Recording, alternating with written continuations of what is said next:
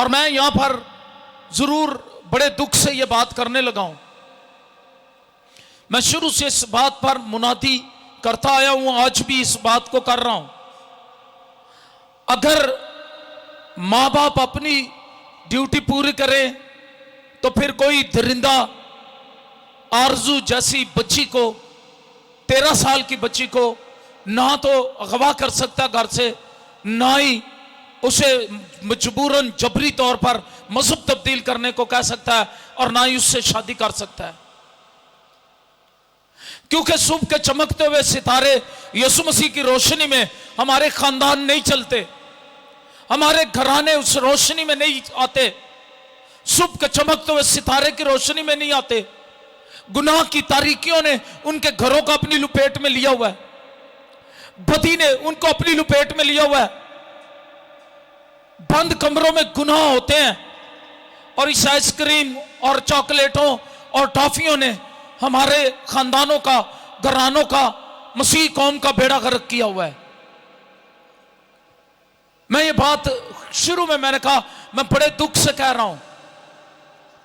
मुझे बड़ा दुख है उस 13 साल की बच्ची का, जिसकी मां रोती रही, लेकिन कुछ भी अभी तक नहीं बन सका। उसकी वजह क्या है? उसकी वजह वो मासूम बच्ची नहीं है, वो मां है। मैंने पहले भी एक दफा कहा है, तहरीक शुरू हुई, जाग मां जाग, जाग बाप जाग। मैं तो ये कहूंगा, जब गैर मर्द आपके घरों में आते हैं, आपके बच्चों के बेटों के दोस्त बन जाते हैं, या आपके बड़े सगे बनकर आपके घरों में आते हैं, आपकी जवान बेटियों को चॉकलेट्स देते हैं, बिस्किट्स देते हैं, आइसक्रीम खिलाने ले जाते हैं, उस वक्त कहां थी वो मां? मैं किसी बात को भी मुबालगा राय नहीं करना चाहता।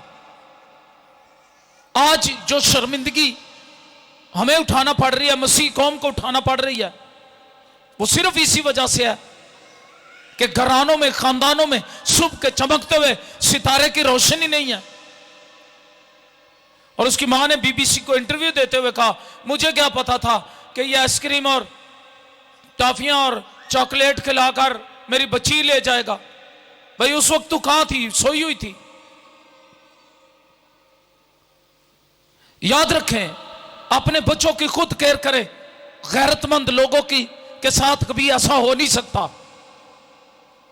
जब हम खुद अपनी गैरत को सुला देते हैं तारीकी की नींद बदी में, मैं कई बार कहता हूं, मुझे नहीं पता अभी वो ऐप चल रही है नहीं, वो टिकटॉक, मैंने उसके मुतालिक भी कई बार कहा,